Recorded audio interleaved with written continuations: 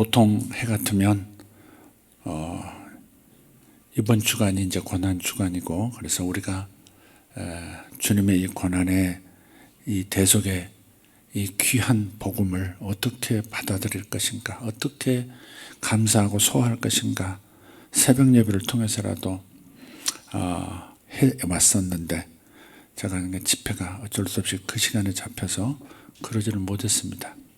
죄송스럽게 생각하고, 특히 오늘 금요 예배 시간에, 심야 예배 시간에 주님의 이 성금요일이라 그러죠. 성금요일 예배를 여러분과 함께 드리게 돼서 또 한편에는 또 감사를 드립니다. 그런 의미에서 지난해 고난주간 때 나눴던 예수 그리스도의 생애 가운데 우리에게 복이 될 수 있는 그런 어떤 예수님의 대신 되어주심에 대해서 여러 측면에서 나눴습니다. 복음은 십자가만이 아니다 하는 차원에서 예수님의 대신해 주신 다양한 측면을 나눴는데, 또 묵상하다 보니까 아직도 더 나눌, 우리를 위해서 대신해 주신 더 많은 것들이 있다는 사실을 또 생각하게 됐습니다. 그래서 오늘 지난해 나누지 못했던 부분을 오늘 좀 나누고 싶습니다. 오늘 그래서 말씀의 제목을 우리의 대리자 그리스도라고 정했습니다. 우리의 대리자, 대속자라는 말씀인데, 대속자라는 뉘앙스도 있지만 대리자라는 뉘앙스의 입장에서도 한번 복음을 묵상해 보기를 원합니다. 그래서 예수 그리스도께서는 우리의 대속자로 이 땅에 오신 줄 믿습니다. 또한 우리의 대리자이심도 믿습니다. 십자가에서만 대리자이신 것이 아닙니다. 그분이 오실 때부터, 이 땅에 아기의 모습으로 오실 때부터, 구유에서부터 대리자의 삶이 시작된 겁니다. 우리를 대신해서, 나를 대신해서 그 일을 겪으셨다는 차원에서 대리자입니다. 누가복음 2장 7절을 보면 이렇게 말씀합니다. 누가복음 2장 7절 같이 읽어보겠습니다. 그녀가 맏아들을 낳아 싸매는 천으로 싸서 구유에 뉘었으니 이는 여관에 그들을 위한 방이 없었기 때문이더라.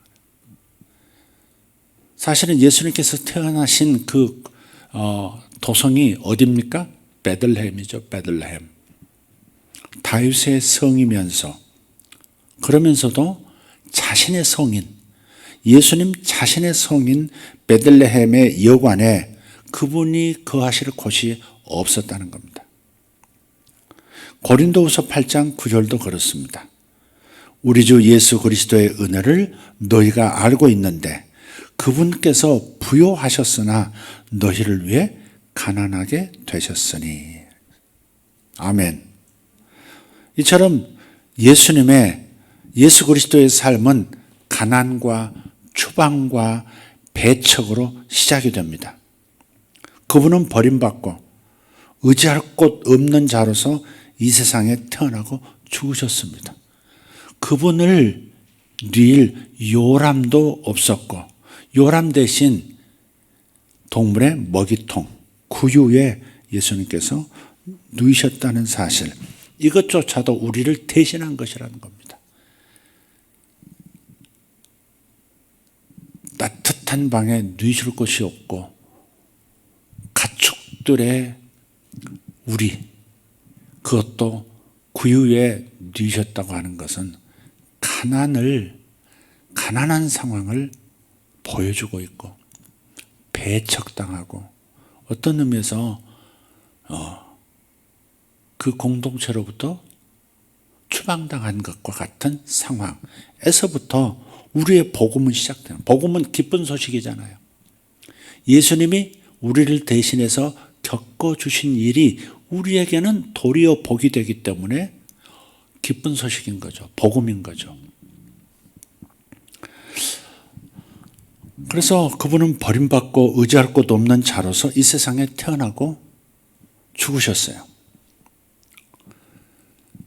이번 월, 화, 수 3일간 인천에서 집회를 했는데 지금부터 한 10년 전에 그 교회에서 집회를 했었습니다. 말씀드렸듯이 그분이 그동안 조금 저를 그렇게 잘 따랐으면서도 그리고 그대로 이렇게 그대로 성령 사역도 하시고 해서 교회가 흥황하고 있었을 때 잠깐 저에게서 이렇게 방향을 틀어서 다른 어떤 사역을 받아들이다가 교회가 그만 이제 반토막이 났다기보다 완전히 이제 흩어진 것 같습니다. 그래서 그동안 회복하는 기간 동안에 오랫동안 그냥 저에 대해서 침묵하시면서 여러 가지로 고군분투하시고 조금 회복된 상태에서 한 2년 전, 3년 전부터 저를 다시 찾기 시작하셨고 제가 이제 3년 만에 응답해서 제 집회를 그 교회에서 한 거예요. 근데 3일 동안 집회할 때 말씀 나누고 기도하고 또 끝난 다음에 성도 한 분 한 분 기도해주고 예언해주고 그런 과정을 통해서 교회는 점점 이렇게 즐거움으로 가득하게 되는데 가만히 보니까 목사님, 사모님에게는 크나큰 변화가 없는 것처럼 느껴졌어요. 내가 지켜봐도 이걸 어떻게 하나, 이걸 어떻게 도와주나. 3일 내내 집회하면서 그 끝나고 또 다음 집회 준비하는 그 시간 동안에 그 낮 시간 동안에 어떻게 하면 아내와 함께 얘기를 하는 겁니다. 어떻게 하면 목사 저 사람을 도와주지. 어떻게 하면 저 부부를 도와주지. 목사님이 몹시 지쳤어요 보니까. 무력증도 있으시고 자책감도 너무 많고 답답함으로 가득하고 어떻게 돌파해야 될까. 다시 전도는 됐는데 어르신들만 대부분 가득하고 아이들은 없고 청년도 없고 학생도 없고 그러니까 이 젊은 목사님 26 되신 이 목사 26이 아니지 46 되신 아직은 젊으신 그 목사님이 어떻게 해야 될까 그런 상황인 거예요. 나도 어떻게 하면 돌파가 일어날까 고민되는 겁니다. 현재 있는 분들은 은혜를 받고 좋아요. 근데 그 다음 스텝을 생각하면 그분의 마음에서 한번 생각하면 답답한 거예요. 그런데 돌파가 마지막 날에 일어났어요.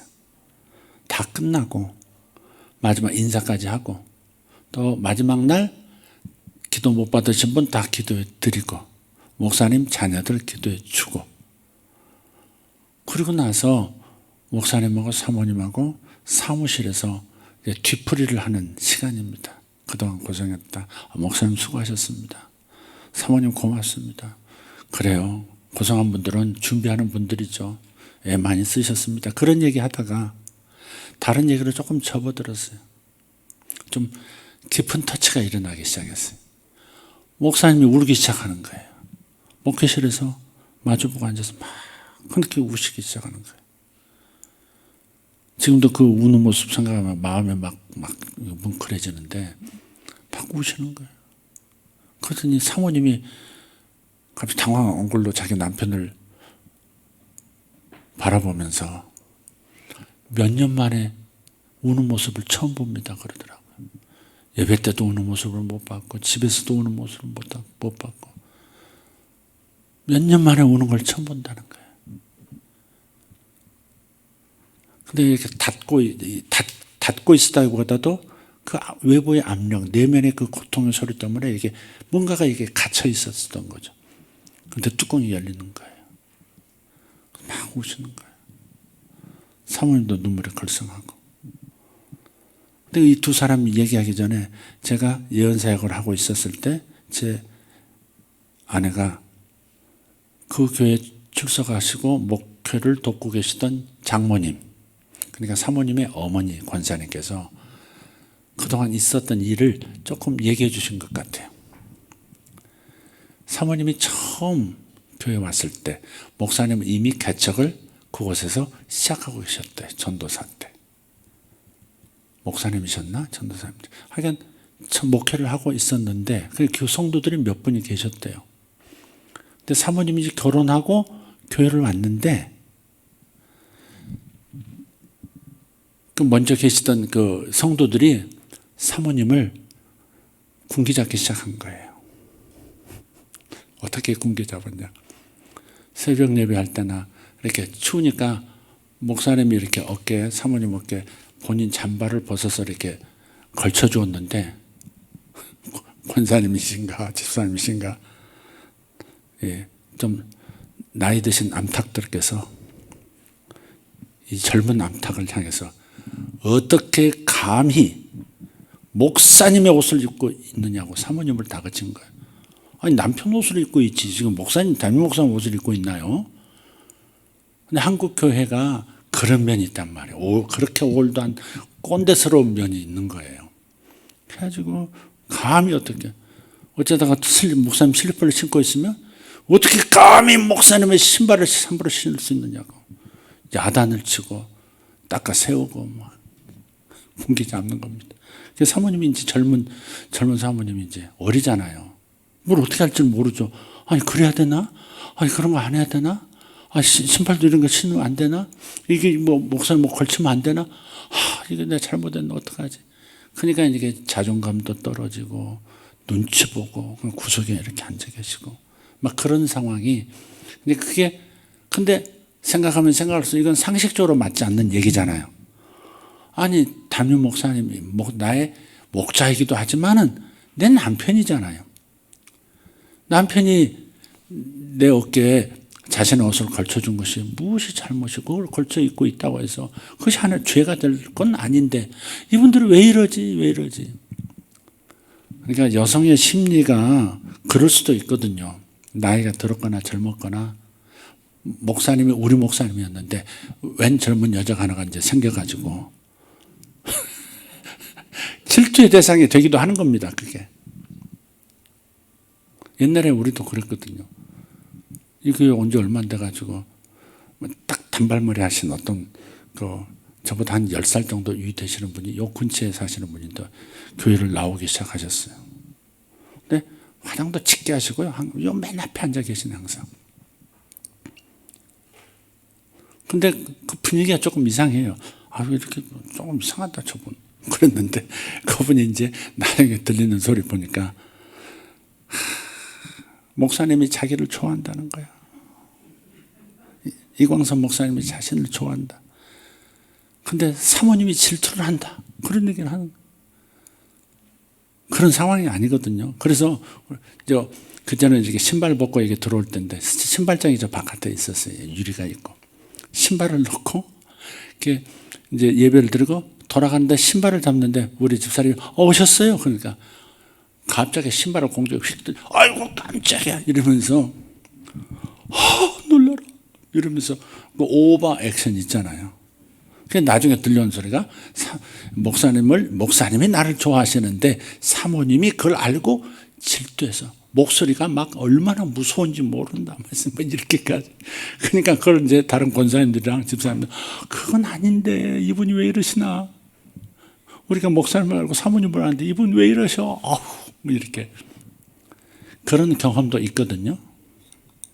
또 이제 조용히 다가오고 또 뭐 등록은 안 하고 오시면서 선물은 꼭 내 선물만 이렇게 하나씩 넥타이 하나 뭐 하나 갖다 주고 그거 한 번은 또 집으로 또 전화를 해가지고 목사님 제가 선물 하나 가져온 잠깐 나오셔서 이거 좀 받으시죠.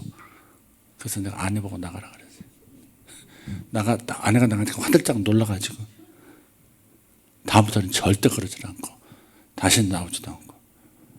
그러니까 그게 좀 이상해. 그러니 목회자가 앞에 있고 그러면 그럼 그럴 수 있다고 이해는 해요. 가정생활에서 안정이 안 되는 분들, 남편과의 대화가 없고 친밀감이 없는 분들이 교회에서 목회자가 따뜻하게 해주고 받아주고 기도해주고 하는 것이 고마우면서 또 존경심이 일어나면서 거기에 인간적인 뭔가도 이렇게 스며들 수가 있거든요. 그걸 이해는 하지만은 그러나 선이 있고 정신을 차리고 그게 아니라고 하는 것을 알고 가정회복을 중심으로 하고 그렇게 해야지.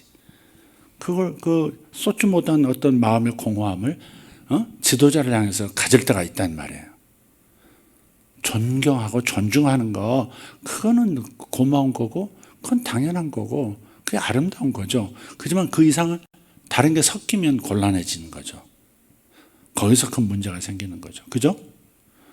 근데 그분이 이제 이제 막 결혼한, 아무것도 모르는, 사모라는 세계가 뭔지도 모르는 그분이 막 당했으니 그냥 트라우마가 생기고, 그러면서 그냥 이분에게는 뭐 내적으로 엄청난 이렇게 고통이 이렇게 잠복돼 있었고, 그러다 보니까 사모님이 이제 폭발할 때도 있고, 10년 지나고 10몇 년이 지났는데도 이 안에서 부글부글 알지 모르는 분노라든지 우울증이라든지 이런 것이 생기셨을 거 아니겠어요? 이제 그런 얘기를 유산까지 한번 하셨대요. 유산까지 했을 때 너무 고통스러워가지고 이분이 초대 가셨는데 유산을 하셨대요. 그러니까 고통이 컸던 거죠. 그러면서 이제 워낙 이제 사역이 이제 힘든 사역이 되고 어쩔 수 없는 사역이 되다 보니까 우리 목사님과 사모님이 또 서로 간에 또 힘도 드셨고, 그런 상황이 오래되고 뭐 괜찮은 척하고 이렇게 왔지만은 그것이 이제 무력감으로 아무 의미가 없는 걸로, 얼마 전에 내가 조금 약간 이상해졌었다고 내 스스로 얘기했잖아요. 뭐 그런 상태 비슷한 그런 걸 갖고 계셨던 거예요. 근데 그날 저녁에 우리 사모님이 조금 뭐 얘기하고 저도 곁에서 듣고 뭐 이렇게 일상의 얘기 같은 걸 하는데 마음에 뭔가가 이제 뭉클하게 단 거예요. 그러면서 이제 목사님이 이제 눈물이 막 울음이 터지고, 그러면서 사모님도 같이 녹고, 우리가 사모님 많이 위로해 드렸죠. 그리고 그것이 어떤 것이라는 거, 우리가 겪은 일도 얘기해 주고, 그런 것들이 이상한 것이 아니고, 이 세상에 살면서는, 이 세상에서는 그런 일이 세상에는 다반사로 있는 것이다. 그러니까 이런 것에 대해서 우리가 함께 기도하면서 격려 서로 하면서 가자. 그러면서 근데 그날 저녁에 치료가, 마지막 날 목사님과 사모님이 치료가 되셨어요. 근데 제가 돌아오면서 3일 내내 한편에 무거워서 어떻게 목사님을 도와주지? 어디서부터 이 속을 정말 어디서부터 해짓고, 어디서부터 지금 바깥으로 이렇게 해방되어 나오도록 도와주지? 하는데 웃으면서도 얘기하고 막 즐겁게 밥도 먹고 하는데 꽉 막혀 있는 그것.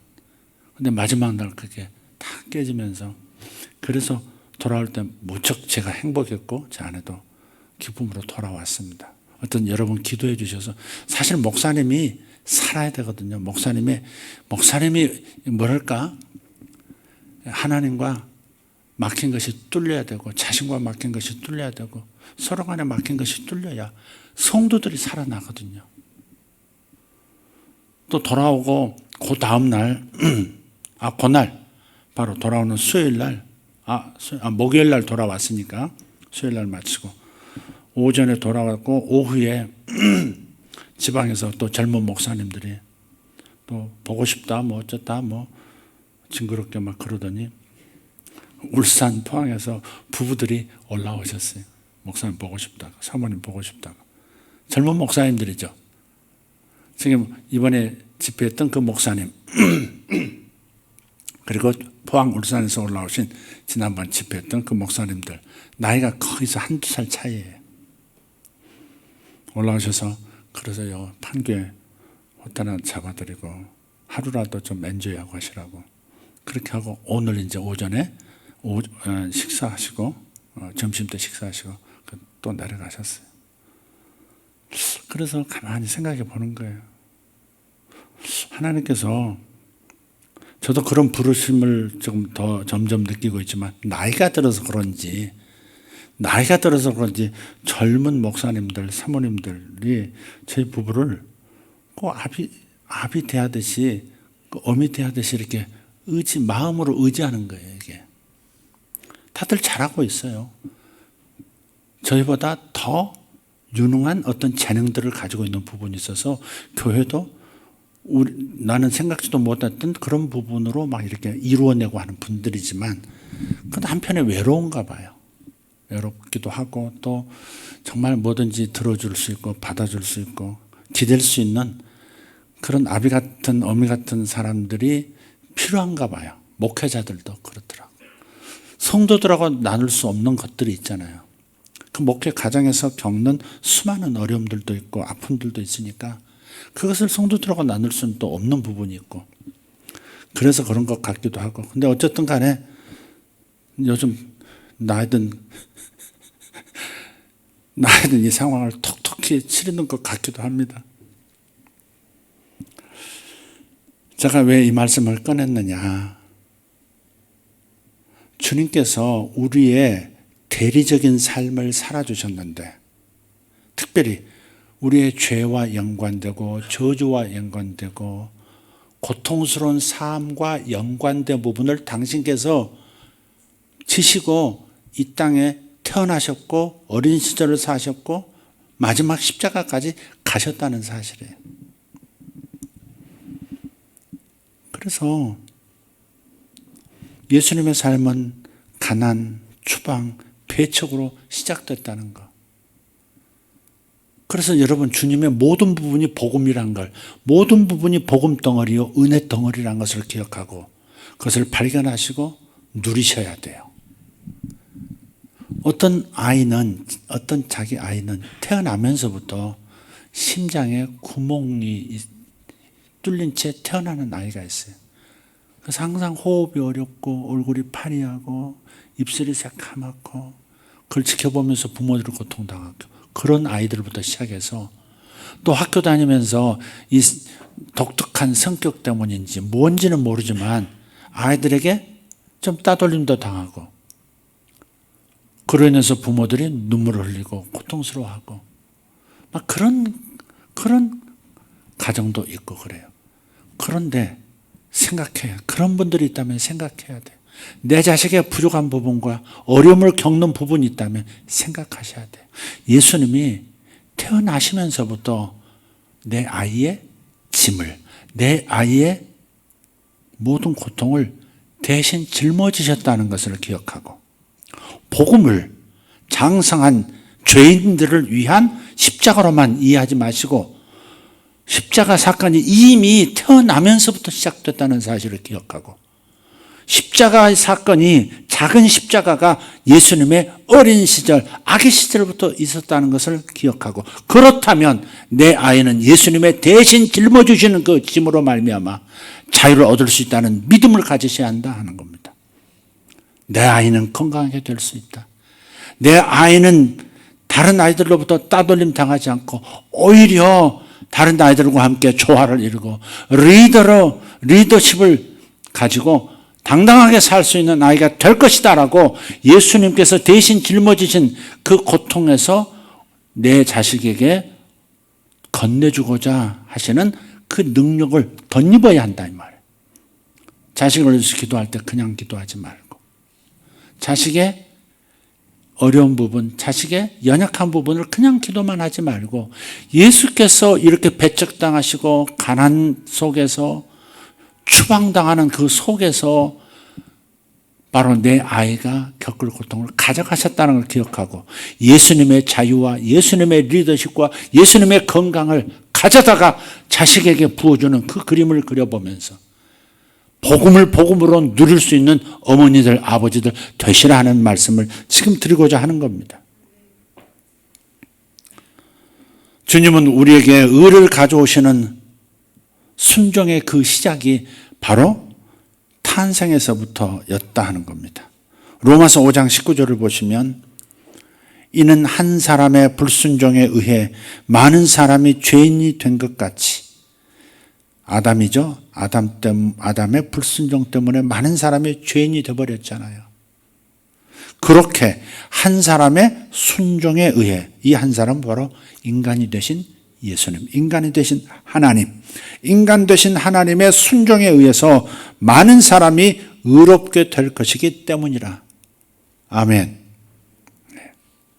그런데 죄라고 하는 그 힘과 죄의 폐해가 장성했을 때, 청소년 때부터만 작동하는 게 아니라는 거죠.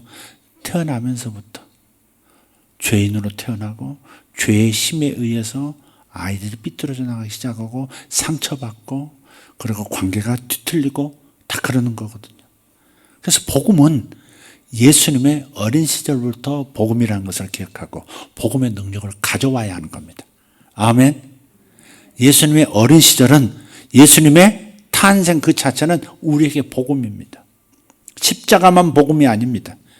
예수님의 구유에 누이는 그 상황이 우리에게 복음이고, 방어들 곳 하나 없어서 외양간에서 그 밤을 보내야 돼 출산의 고통을 겪어야 하는 그 상황이 바로 우리의 복음이라는 겁니다. 그것을 그려보세요. 예수님께서 어떻게 태어나셨는지, 어떻게 말구유에 누이셨는지 그 광경을 한번 그려보시라고. 그것이 아름다워 보이기만 해서는 안 되죠. 고마우신 하나님의 어린아이 되심, 그것의 영광만 볼 것이 아니라 영광스러우시고 부유하신 그분이 이토록 연약하게 되어 이토록 누일 곳이 없이 이렇게 변두리로 내몰린 이 상황이 얼마나 안타깝습니까? 하나님이 이런 대우를 받아야 되는 겁니까? 이 땅에 오시는 주인, 다윗 성이면서 자기 자신의 성, 자기 자신의 고을인 베들레헴에 오셔서부터 이렇게 취급당하셔야 되겠습니까? 좋지 않은 상황이죠. 그러나 그것이 바로 우리들의 배척, 우리들의 삶에서로부터의 자기 스스로 혹은 타인에 의해서 추방당하는 것과 같은 아픔들, 이런 것들, 가난에 내몰려서 힘들게 살아가는 이런 것까지, 그것을 구속시키기 위해서, 대신 지기 위해서 지금 가난해지셨고 배척당하셨고 소외되셨다는 사실을 기억하자 이 말. 그래서 주님은 태어나시는 그 순간의 모습부터 우리에게 기쁜 소식이 한편 되는 것이다 하는 겁니다. 그리고요, 그분은 이 세상에 오실 때도, 그리고 이 세상을 떠나실 때도 성문 밖에 거하셨죠. 히브리서 13장 12절을 보세요. 그러므로 예수님께서도 친히 자신의 피로 백성을 거룩히 구별하시기 위해 성문 밖에서 고난을 당하셨느니라. 예루살렘 도성 안에서가 아니라 도시 바깥으로 죄인이 되어 끌려가서 거기서 매질을 당하시고 십자가에 매달려 죽으신 것이잖아요. 성문 밖에 배척당한, 추방당하신, 성문 밖에서 돌아가신 거예요. 베들레헴 구석에서 변두리에서 외양간에서 태어나신 그분께서 죽으실 때도 성문 밖에서 사람들이 정상적으로 거주할 수 있는, 누구나 성 안에서 거주할 수 있는 그런 특권을 가진 시민 그룹에서 주님은 멀리 배척을 당하시고 그렇게 죽으신 거예요. 이것도 우리에게 복음인 거예요. 우리 대신 성문 바깥으로 내쫓기신 것이고 그곳에서 매를 맞으시고 죽으신 것이기 때문에 그렇습니다. 이처럼 예수께서 태어나신 첫 순간부터 버림받고 의지할 곳 없는 자가 되신 것, 그것은 바로 그분이 우리의 대리자가 되셨기 때문에 그렇습니다. 우리를 대리해서, 우리를 대신해서 그 일을 지금 겪고 계시는 것이죠. 물론 우리의 죄를 짊어지고 가시는 것이, 그리고 십자가에서 죽어주시는 것이 가장 중요한 대리적인 삶인 것은 분명합니다. 그게 핵심이고 절정인 것은 틀림없습니다. 마태복음 1장 21절, 마태복음 1장 21절, 그녀가 아들을 낳으리니 너는 그의 이름을 예수라 하라. 이는 그가 자기 백성을 그들의 죄에서 구원할 것이기 때문이라 하니라. 아멘. 그래서 예수라는 이름을 하나님이 직접 주셨잖아요. 근데 예수라는 이름은 그분의 사명과 사역이 구원임을 선언해 준 것과 같습니다. 이름을 예수라 하라. 그 이유는 그가 자기 백성을 그들의 죄들에서 구원할 것이기 때문에. 그래서 예수님의 이름 자체가 예수님의 사명과 하실 사역을 지금 선포한 것과 같다 하는 말씀입니다. 그래서 그분께서는 구원자이시면서 대속자, 대리자이십니다. 이 예수라고 하는 이름은 단지 십자가에 국한되어 그분께 주어진 것이 아니라 그분의 삶 전체에 적용되는 이름이라는 사실을 기억하십시오. 십자가에 달리실 때만 구원자 예수가 아니었습니다. 태어나시면서부터 구원자이셨죠. 예수 구원자셨죠. 자기 백성의 죄들에서부터 우리를 구원하실 것이다. 죄의 피해로부터 건져주시는 거예요. 우리 아이들이 죄 때문에 겪는 일들, 자기가 직접 죄를 지어서 겪는 일이라든지 아니면 다른 사람의 죄성 때문에 우리 아이가 고통당하는 것, 그것까지도 어린 아기 혹은 유치원 가서 어린이집에 가서 학교에 가서 겪는 수많은 일들, 눈물 흘리는 일들까지도 바로 예수께서 구원자이심을 기억하고 그것을 주장하기 시작할 때, 선포하고 선언하기 시작할 때 아이들은 자유를 얻고 행복한 삶을 그 시절을 살 수 있다 하는 겁니다. 어린 시절부터 복음을 누리면서 살게 하십시오. 아이들이 깨닫지 못하면 예수님께서 어린이 시절, 아기 시절에 어떤 일을 너를 대신해서 겪으셨는지 그것을 상기시켜 주시고 어려서부터 예수님이 자신의 구주이신 것을 깨닫고 어린이의 구주이시기도 한다는 사실을 깨닫고 엄마들의 구주이신 것도 깨닫도록 아버지들의 구주이신 것도 깨닫도록 할아버지 할머니 노인들의 구주이신 것도 깨닫도록 도와줘야 하는 거죠. 오실 때부터 대리자였습니다. 그리고 할례도 대속입니다. 대속사역입니다. 이 세상에 태어난 지 8일째 될 때 피를 흘리셨죠. 그분은 죄를 알지도 못하신 분이세요. 알지 못한다는 말은 히브리어 개념으로는 경험하지 못한다. 선악을 알지 못한다 그랬잖아요. 이 사람이 선악을 알지 못하는 자로서 그랬잖아요. 아담에 대해서. 선악을 경험하지 못했다. 이것이 선한 것이야? 이것이 악한 것이야? 그런 것도 경험하지 않았던 사람이 아담이었는데 이제 선악과를 따먹음으로써 선도 경험하고 악도 경험한 사람이 되어버렸다 이 말이죠. 생명과의 생명 열매만 먹었다면 그건 모든 것이 다 선이었겠죠. 그러나 선만 아는 것이 아니라 악도 경험하게 되어버렸다. 그래서 아담 이후로부터 모든 죄인들은 악을 경험할 수밖에 없는 죄인의 상태가 된 거였거든요. 그래서 예수님은 죄를 경험하지도 못하신 분이시지만 아브라함의 다른 자손들처럼 8일 만에 할례를 받으셨습니다. 할례가 뭔지 아시죠? 생식기에 남자아이의 아기의 생식기의 겉껍질을 이렇게 잘라내는 거죠. 오늘처럼 날카로운 면도칼이 있는 것도 아니고 막 투박한 그런 돌칼 같은 거 혹은 청동기 그런 거 가지고 어떻게 했는지도 모르지만 인체에서 가장 찌르긴 피부가 바로 남성의 생식기 그 피부 조직이거든요. 그걸 썰어낸다는 것도 보통 일 아니고요.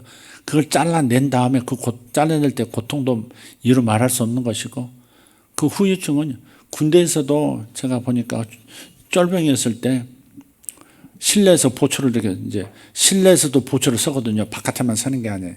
내무반 안에서도 보초를 서요. 서는데 그 고참 하사 한 분이 자는데 계속 끙끙 앓더라고요. 아이고 밤새도록 그러는 거예요.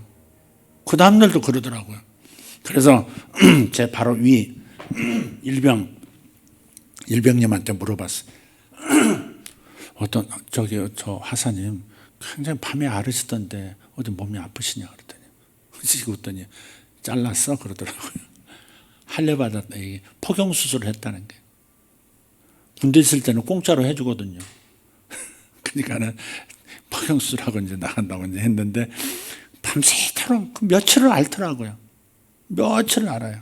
어른도 그렇게 고통을 못 참아서 끙끙 앓아대는데 고통을 경감시키는 그런 약품들 있어도 그런데 진통제를 먹어도 그런데 그 없던 그 시절 진통제가라는 것이 있을 수 없는 그 시대에 어린 아기가 8일 만에 태어나니까 그걸 하면 생사를 잘라내면 얼마나 고통스럽겠어요. 제가 우리 둘째 때 겪었다 그랬잖아요. 그 어린애를 태어난 지 이틀째에 그 포경을 해줬으니 얘가 밤새도록 오는 거야. 쉬지 않고 오는 거야. 얼마나 아프지. 얘가 이제 그 트라우마가 잠재의식에 있는 것 같아. 그냥 누가 이렇게 자기를 조금만 눌러도 그 뭐 어디 안마 받으면요 돼지 잡는 소리가 납니다. 부끄러워 우린 다 나와요. 지금 뭐 안마 좀 바뀌었다 해서 밀어 넣어놓고 거기 있을 수가 없어요. 그 안에서 막 돼지 잡는 소리가 들립니다.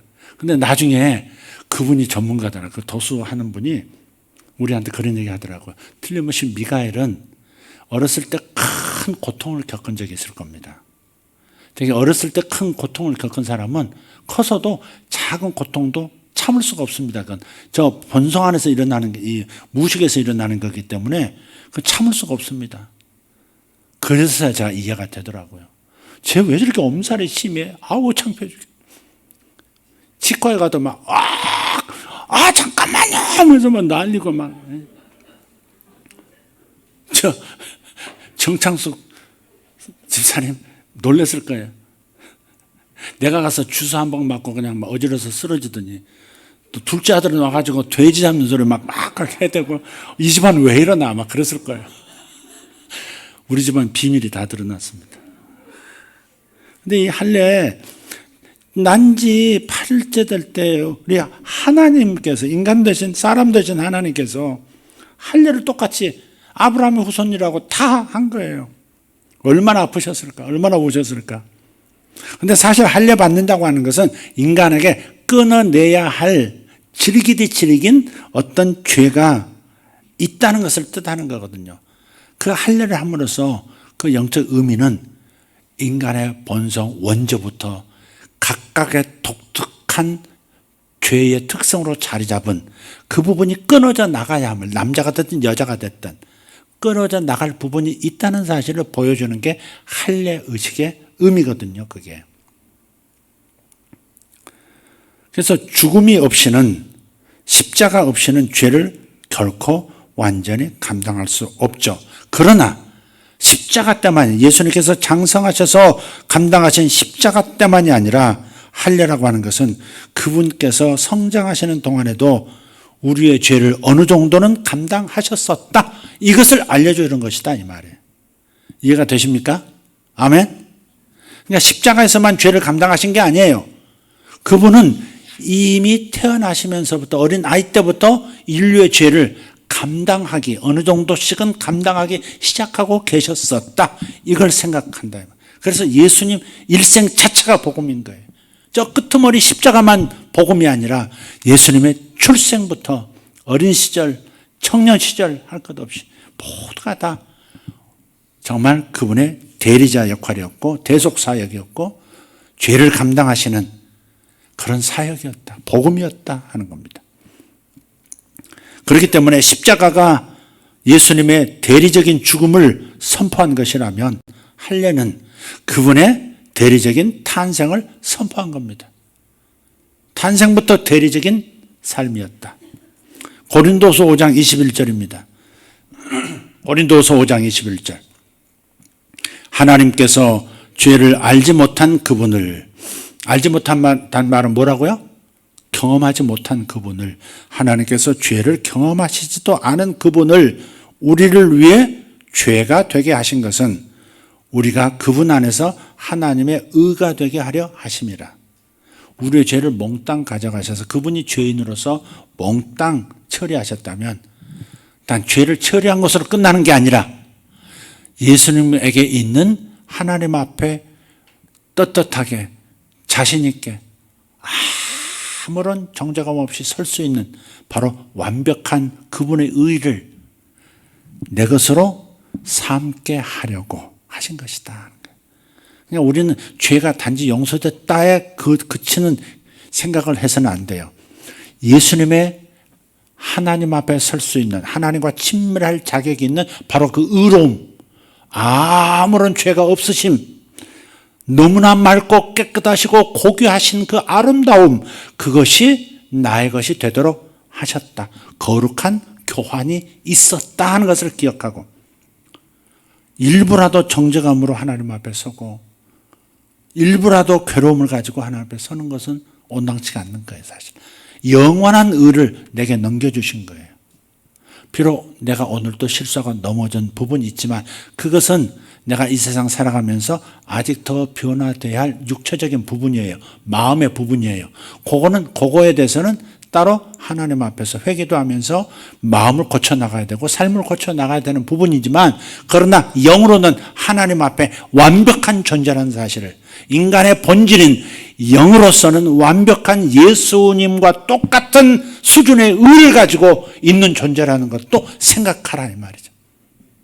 회개도 해야 하는 부분이 있지만, 그런 하나님 앞에 설 때 회개할 누구로가 아니라 완벽히 예수님 때문에 예수님의 의의 수준, 예수님처럼 맑고 맑은 아름다운 수준의 영을 가지고 주님 앞에 선다는 사실을 기억해야 은혜도 제대로 끌어당기고 능력도 제대로 끌어당기고 주시는 축복도 제대로 끌어당길 수 있는 확신이 마음에 있는, 자리 잡는 거죠.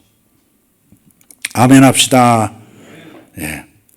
첫 번째는 태어난 것도 뭐라고요? 대리사역이었고, 그 다음 할례도 우리를 위한 대리사역이었다 말씀드렸습니다. 세 번째는 애굽으로 피신한 사건도 대속입니다. 예수님 애굽으로 도망가셨죠. 왜? 헤롯이 죽이려고 하니까. 그 실제로 군대를 보내서 2살 이하의 아이를 다 죽였지 않습니까? 베들레헴의 통곡이 온 마을에 그냥 가득했죠, 그날 밤에.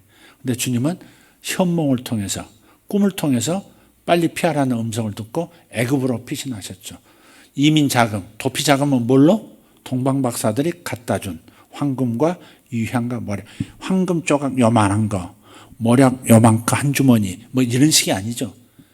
먼 나라에서 왕과도 같은 존재가, 어마어마한 존재들이 왔는데 그냥 왕, 이 인류의 왕으로 태어나실 그분에게 요만큼은 가락지 하나, 이게 한 돈짜리 반지 하나 이렇게 가져온 게 아니죠. 어쩌면 굉장히 큰 재물을 가지고 왕께 인사, 왕께 그런 걸 드리면 모욕이죠, 모욕. 절대 그런 법은 없죠. 왕께 드리는 예물이라면 상당한 수준의 재물이었을 겁니다. 모략도 언제든지 돈으로 바꿔 쓸 수 있는 그런 가치가 있는 상품이었죠. 어쨌든 그게 이제 어린 시절 부모님과 함께, 양부모님과 함께 도피 자금으로, 이민 자금으로 쓰시게 되었던 부분이었을 겁니다. 그래서 우리의 죄를 지신 그분의 낮아진 삶을 뜻합니다. 도망자라뇨. 생명을 부지하기 위해서 다른 나라로 도피하다뇨. 하나님께서, 자기 땅에 오신 주인께서 다른 나라로 도피하다니, 이런 비참한 일이 어디 있습니까?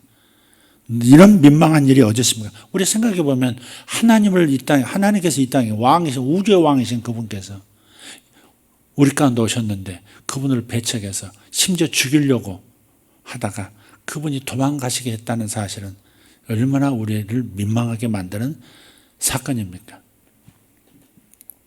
그래서 주님께서 애굽으로 피신한 사건은 그분의 낮아지신, 겸손한 낮아지심의 삶과 동시에 그분은 우리가 다시 하나님께로 혹은 하나님 나라로 돌아올 수 있도록 친히 추방을 당하신 겁니다. 하나님의 계획에 있는 거예요. 추방당하는 것이 하나님의 계획이에요. 왜? 하나님 나라에서 추방당한, 낙원으로부터 추방당한, 에덴의 동쪽으로 영원히 추방당한 아담의 후손들인 우리들이 다시 하나님의 나라로, 잃어버린 에덴으로, 신라곤 했던 그들이 다시 복락원할 수 있는 그 길을 우리에게 주시기 위해서 친히 애굽으로 쫓겨나신 거예요. 믿습니까? 그래서 주님께서 애굽으로 추방당하신 거, 그것도 우리에게 큰 복입니다. 그래서 어느 시인이 이런 말을 해요. 자신의 나라에서 나그네로 내쫓긴 본이라고 표현합니다. 첫째 아담으로 인해서 하나님의 낙원에서 추방당했지만 마지막 아담이신 그분으로 인해서 방황에서 돌이켜 회복되고 하나님의 낙원에 거하게 되는 겁니다. 저는 이 말씀을 이렇게 준비하면서 지난 수요일에, 목요일에, 수요일 밤에 마지막 인사를 나눴던 목사님 부부가 또 생각이 나요. 자신의 잘못된 선택 혹은 자신의 부족함으로 여러 가지 교회가 겪었던 일들, 그 자책감들, 그 죄책감들, 그리고 내가 다시 주님의 일을 할 수 있을까 하는 그 고통들, 거기에 갇혀서 그냥 사탄에게 시달림 받던 그분이 눈물을 흘리면서 다시 마음이 회복되기 시작한 것을, 물꼬가 터졌기 때문에 그분은 회복이 이제 계속해서 일어날 줄 믿습니다. 그리고 제 마음에도 이런 마음이 들더라고요. 저를 아버지같이 여기니까 46살이 65세게 아버지 그런 것도 좀 이상하죠. 내가 사고 쳤어도 그런 나이의 아들은 없겠지. 근데 아버지 좀 얘기니까. 근데 내가 다시 이렇게 그분을 사랑하는 마음으로 이렇게 꼭 끌어안는 마음이 이렇게 생겨요. 끌어안는 마음이. 기도해 줘야 되겠다. 자주 불러서 좀 먹여야겠다. 뭐 이런 생각. 자주 만나줘야 되겠다. 이런 생각을 하게 됐어요. 그래서 애굽으로 피신한 그 사건도 우리의 대속 사건이기 때문에 기쁜 소식이 될 수도 있고 복음이 될 수 있다 하는 것. 아멘. 마지막 한 가지만 더 얘기하고 마칠게요. 세례 받으신 것도 대속자 사역입니다. 주님은 자신의 세례에 대해서 자신이 받고자 하던 그 세례에 대해서 이렇게 말씀하셨어요. 마태복음 3장 15절입니다. 이렇게 모든 의를 성취하는 것이 우리에게 합당하니라 하시니 그때 그가 그분께 허락하더라. 요한에게 세례 받으러 오셨어요. 요단강으로. 그랬더니 세례 좀 달라고 하니까 요한이 아니 제가 당신에게 세례를 받아야 될 텐데 당신께서 저에게 세례를 받으시다니요. 있을 수 없는 일입니다. 그러니까 아니다. 우리가 이렇게 함으로써 우리가 모든 의를 성취하는 것. 이게 합당한 일이다. 그렇게 말씀을 하시니까 세례요한이 그냥 긍정하고 요단강에서 예수님께 세례를 베푸시죠. 세례를 받는 이유가 뭐죠? 회개하고 세례 받으라 그랬거든요. 그래서 요한의 세례를 회개의 세례라고 그래요. 주님은 죽으실 필요도 없고요. 또 죄를 지었기 때문에 다시 정결케 되었다 하는 그런 필요도 필요 없는 분이세요. 세례가 필요 없는 분이세요. 아무런 흠도 없기 때문에 물로 씻음이 필요가 없으신 주님이세요. 그런데 주님은 죄인인 우리와 동일시 되기 위해서 내가 바로 저들의 죄를 지고 가는 하나님의 어린 양이야 라고 하는 동일시, identify. 내가 저 사람의 모든 상황이 바로 나의 상황이야. 내 것이야. 저 사람의 빚이 내 빚이야 라고 끌어안는 거. 그게 동일시죠. 동일시. 이 동일시 되기 위한 방편으로 그 선언하는 방편으로 죄인이 받는 세례를 요한에게 받으신 거예요. 그래서 세례도 대속사역의 일부다 그렇게 말씀을 드리는 겁니다. 또 성경은 우리가 받는 세례를 하나님을 향해 응답하는 것이라 이렇게 말합니다. 예수님께서 받으신 세례는 우리의 모든 빚을 당신께서 대신 갚으시겠다고, 그래서 저 사람 죄는 내 죄요, 저 사람 빚은 내 빚이다 라고 선언하시는 의미에서, 동일시하는 의미에서 받으신 세례라면 우리가 받는 세례는 또 뭐냐? 하나님을 향해서 아멘 하고 응답하는 거랍니다. 베드로전서 3장 21절에 세례, 이것은 선한 양심이 하나님을 향해 응답하는 것이니라 그랬습니다. 아멘. 선한 양심이, 내 구속에 있는 선한 양심이 하나님을 향해서 응답하는 거예요.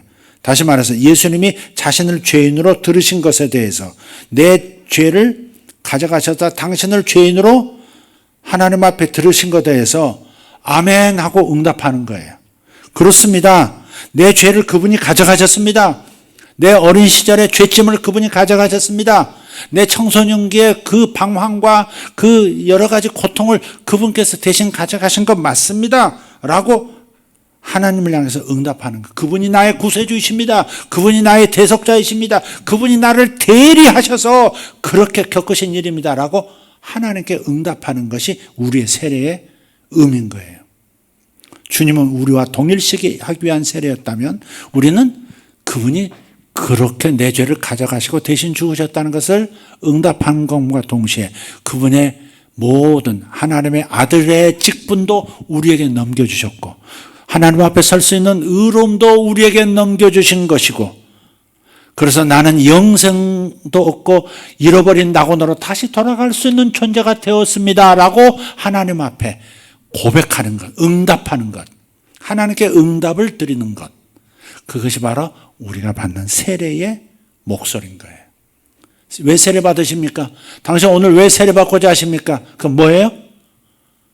주님이 나를 대신한 것을 나는 믿나이다. 나를 대신하신 그것을 믿나이다. 그리고 그분이 나를 위해서 준비하신 그것을 내가 받을 수 있는 자격이 주어졌음을 믿나이다 라고 응답하는 것이다. 그래서 죄를 지고 가신 그분의 삶의 각 영역을 통해서 어린 시절부터 추방당하던 애굽으로 도망가시던 그런 이야기부터 나사렛에서 이름도 없이 빛도 없이 목수의 아들로 막 답답한 삶을, 가난한 삶을 사시던 그 모든 삶의 각 영역을 통해서 우리 개인의 삶의 각 영역에서 회복과 그리고 체험을 받고 누리는 것이죠. 그것이 세례 받음으로써 그 일이 진행되기 시작하는 거예요. 예수님의 모든 것이 내게 체험으로, 회복으로, 누림으로 나타나기 시작한다. 가난도 지금 내가 비록 현실 속에서는 가난하지만 주님께서 가난을 대신 가져가시고 우리를 부욕해 하기로 결정하시고 가난의 저주를 가져가셨으니까 이제부터 내 삶에 부요가 나타나기 시작한다. 이것을 고백하는 것, 이것을 선언하는 것, 이것을 시인하는 것, 이것을 외치는 것, 그것이 세례받는 것이에요. 아멘. 그래서 모든 영역에서 회복과 체험을 받는 겁니다. 영에서 회복, 영에서 체험, 마음에서 회복, 마음에서 체험, 육체에서 회복, 육체에서 체험. 그래서 질병이 떠나가고 건강이 돌아오고 그리고 짧은 수명밖에 못 살 것 같은 사람이 장수하게 되고 영생의 문으로 들어서는 그런 역사도 일어나게 되는 겁니다. 결론으로 말씀드린다면 주님은 우리의 자리를 대신하시고 우리의 책임을 대신 지시고 우리의 원수들과 대신 싸우겠다는 대리자 선언을 세례를 통해서 하신 것이고 십자가 위에서 이 모든 죄들을 감당하셨을 뿐만 아니라 십자가에 이르기까지 이 모든 죄들을 지고 가셨다는 것을 기억하십시오. 십자가 위에서만 우리 모든 죄를 담당하신 것이 아니라 태어나면서부터 그 십자가 사건에 이르기까지 출생부터 십자가의 성몽받 십자가에서 죽으시는 그 모든 시간들 속에서 우리의 하나하나의 모든 죄들을 다 지고 가셨다는 것을 기억하자. 이것이 복음을 온전히 누리는 우리의 시야여야 합니다. 복음을 십자가만 보지 말고 출생부터 복음을 볼 수 있기를 바랍니다. 그분의 부활 속에서 그분의 영만 바라보는 것이 아니라 그분의 이 땅에서의 나사렛 시골 저 변두리 인생으로 촌놈 보잘것없는 촌놈으로 재벌이 아니라 가난한 목수의 아들로 사셨던 것도 우리에게는 부요함이라는 그 선물을 주시기 위한 복음으로 이해할 수 있기를 바랍니다. 할렐루야. 아멘.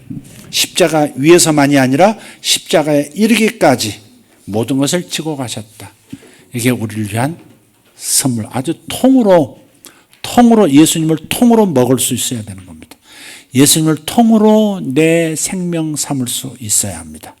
그것이 이 고난의 특별히 성금요일에라고 하는 이 엄숙한 밤에 우리들이 놓쳐서는 안 되는 주님의 수고가 수고로 끝나서는 안 됩니다. 주님의 수고가 안 되셨다. 우리 지금 나를 대신해서 저렇게 죽으시다니 너무 죄송하다로 끝나서는 후회와 탄식으로 불쌍히 여김으로만 끝나서는 안 돼요. 캐톨릭 가보세요. 저 이런 십자가 형상만 있는 것이 아니라 십자가 위에서 달려 죽어가고 계시는 예수님의 조각이 그대로 달려 있어요. 또 어떤 곳은 보면 십자가에서 끌어내려져서 어머니 마리아가 끌어안고 통곡하고 있는 그런 그 십자가의 고통을 그대로 십자가의 고통만 이렇게 바라보게 만드는 면이 있어요. 우리는 그것을 넘어서야 되거든요. 그 고통대로 감사함으로 반응해야 되겠고 그 마음을 잊지 않아야 되지만 그러나 그걸 넘어서서 주님께서 대신 대리자로서 그렇게 겪으셨다는 것을 생각한다면 출생부터 십자가 이르기까지, 부활에 이르기까지 나를 위해서 준비하신 것을 놓치지 않아야 그분의 수고가 헛된 것이 되지 않는다는 사실도 기억하자. 이 양면성을 둘 다 취하는 분들 되시기를 바라요. 할렐루야. 아멘. 깨달음 있으셨습니까? 작은 깨달음이라도 여러분 붙으시면 거기에서 능력이 됩니다. 거기에서 능력이 나옵니다. 거기서 기도 제목도 나오고 거기에서 능력이 나오기 시작하고 응답이 나오기 시작합니다. 아까 말씀드렸듯이 어린아이가 내 아이가 왜 이렇게 부족한 면이, 뭐가 부족한 면이 있어서 우리 아이가 이런 취급을 받아야 돼, 그런 고통이 어머니에게 있을 때, 아버지의 아픔이 느껴질 때, 그때 당신은 복음이 필요한 겁니다. 어린 시절 복음이셨던 예수님의 수고를 기억하시고 주님의 능력을 끌어올리셔서 여러분 자녀에게 부모되는 통로가 되시기를 바란다. 가정에서 또 일터에서 겪는 여러 가지 고통들이 있습니다. 괴로움이 있습니다. 다 일일이 말할 수 없는 세상의 고통이 있습니다. 그러나 예수께서 청년 시절 또 목수의 아들로서 목수 노릇을 하면서 겪으셨던 여러 가지 편견과 멸시들, 그리고 가난을 극복했어야 했던 여러 가지 어려운 나날들, 그것이 여러분에게 복된 소식이 되어서 부요함의 능력이 나타나도록 기도해야 합니다. 할렐루야. 부요해지셔서 그런 고통을 겪는 주님을 모르는 세상 사람들에게도 복을 나누는 사람들 되시기를 바랍니다. 그러면 되는 것입니다. 주님께서 당신의 선하심을 우리에게 부으시고 회복의 능력을 우리에게 부으시고 모든 온갖 좋은 것들을 우리에게 부어주신 까닭은 우리로 하여금 하나님의 살아계심을, 하나님의 선하심을, 하나님의 부유하심을, 하나님의 명철하심을 세상에 드러내고 나누게 하려 함이 아니겠습니까? 여러분, 그런 복된 복음의 통로자들 되기를 이 부활의 날을 앞둔 십자가 앞에 선 여러분들에게 부탁드리는 것입니다. 다 같이 일어나십시다. 우리의 대리자 예수 그리스도, 우리의 대리자 아기 예수, 우리의 대리자 추방자 예수, 우리의 대리자 목수의 아들, 우리의 대리자 가난한 나사렛 촌놈, 우리의 대리자 죄인 되어서 역적이 되어서 십자가에 달리신 예수 그리스도. 그러나 우리를 명예롭게 하시고 우리를 죄에서 건져주시고 우리를 추악함에서 건져주시고 우리를 멸시 천대에서 존경받는 사람, 사랑스러운 사람, 아름답고 인정받는 사람으로 우리를 세워주시기 위해서 겪으신 일이라는 것 기억하십시다.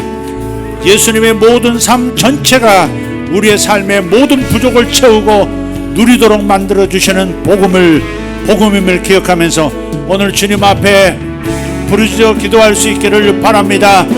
예배당에 있는 분들, 가정에서 예배 드리는 분들, 어디에 있든지 이 말씀을 듣고 함께 기도하는 분들, 주여 한번 부르고 기도하겠습니다. 두 손 들고 주여,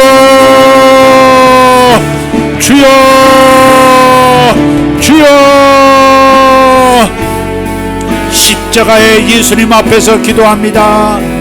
채찍 맞으시는 주님 앞에서 기도합니다. 나사렛에서 의자를 만드시고 그릇을 빚으시는 주님 앞에서 기도합니다. 베드로를 성공시키시는 갈릴리 바닷가 예수님 앞에서 기도합니다.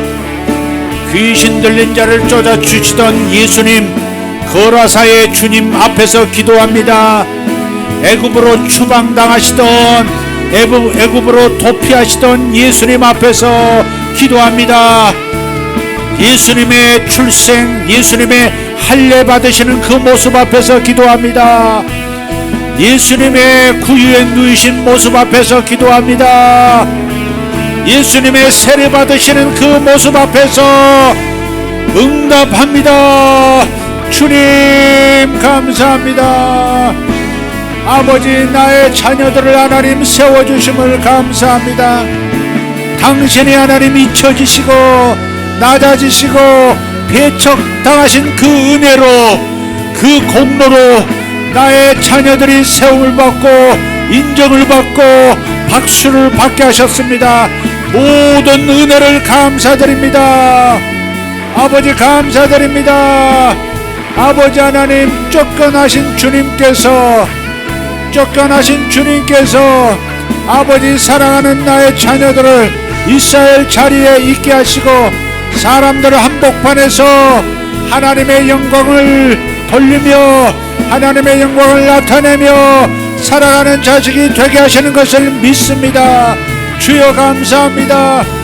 내 자녀의 어린 시절의 상처를 주님께서 당신의 상처로 다 가져가시고 당신의 자유하심과 당신의 행복을 우리 자녀들에게 부어주신 것을 믿습니다.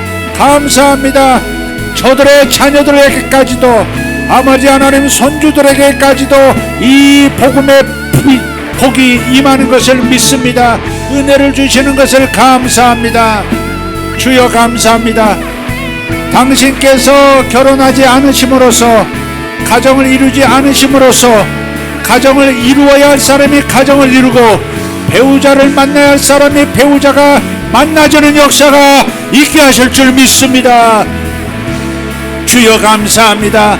당신의 모든 것이 복입니다. 당신께서 자식을 갖지 않으신 것, 당신께서 자식을 누리지 아니하신 그것이 자식을 누려야 할 사람들에게 아버지 누림의 복으로 나타나게 되는 것을 감사합니다. 주여 당신의 홀로 계심이 우리에게 복음입니다. 은혜입니다. 복입니다. 주여 감사합니다. 할렐루야 할렐루야. 우리 주님 찬양합니다. 우리 주님 감사합니다. 아버지 하나님, 온갖 주님 당하신 대리하신 수고들이 저들에게 각각 삶의 모든 영역에 복으로 나타나게 하시고 주님의 임재의 은혜로 나타나게 하시고 채워주심으로 나타나게 하여 주시옵소서. 주여 도와주시옵소서. 아버지, 주님께서 낮아지시고 주님께서 아버지 여러 어려움을 겪으셨던 그 수고, 그로 인해서 저에게 명철이 돌아오고 아버지 총명함과 하나님께 받는 은총이 내게 돌아오고 아버지 하나님, 제가 꿈꾸지 못했던 것도 이루어지는 역사들이 나타나게 하심을 믿습니다. 주님 하실 일을 아버지 남은 인생 동안 이루실 것을 인하여 감사합니다.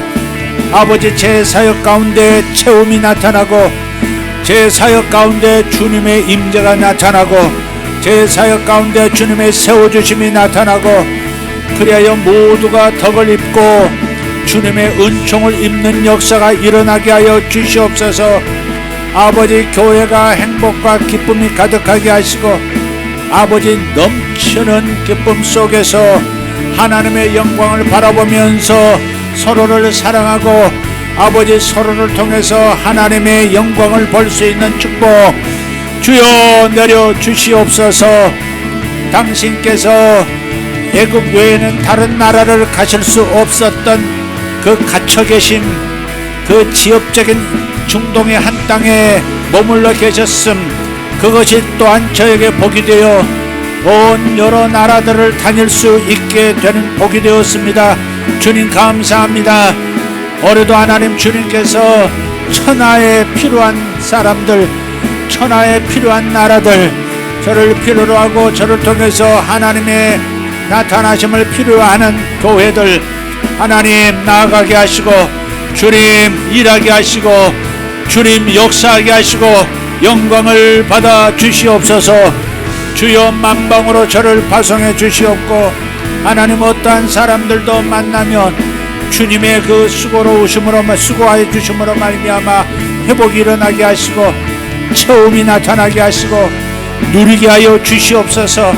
여기 있는 주의 아버지 남녀 종들을 축복하오니 저들도 자유를 주시고 누림이 있게 하시고 체험을 받게 하여 주시옵소서. 체험을 받고 누림을 받을지어다. 체험받고 누릴지어다. 체험받고 누릴지어다.